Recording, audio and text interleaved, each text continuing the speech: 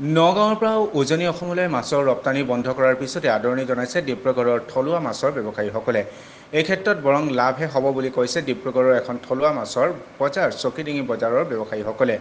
প্ৰতিদিনে ডিব্ৰুগড়ৰ বুঢ়ীদিহিং ষ্টেচনৰ পৰা থলুৱা মাছেৰে ভৰি পৰে চকিডিঙি থলুৱা মাছৰ বজাৰ।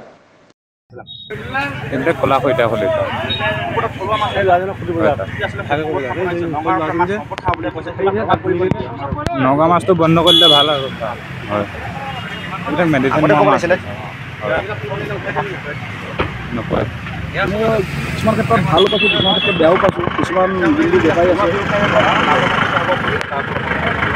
আমাৰবোৰৰ কাৰণে লাভ আমি হ'ম, কাৰণ কিছুমান এতিয়া নগাঁও মাছ পোৱাৰ কাৰণে আমি যোনবোৰ মাছ আমাৰ গাঁৱৰ পৰা আহে সেইবোৰ মাছ আমি দামত বিকিব নোৱাৰোঁ, দামত আহে, সেইটো কাৰণে আমাৰ অলপ প্ৰব্লেম হয়।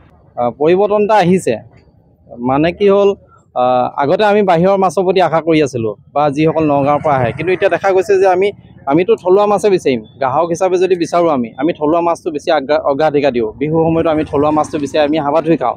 তো এই ক্ষেত্ৰত আমি দেখা গৈছে যে শেহতীয়াকৈ তেখেতসকলে কিবা নগাঁৱৰ পৰা যিসকল ব্যৱসায়ী আছে তেখেতসকলে বন্ধ কৰিম বুলি ঘোষণা কৰিছে। আমিতো ভালেই পাম। মই ভাবিছোঁ যে এইটো এটা নতুন আৰম্ভণি।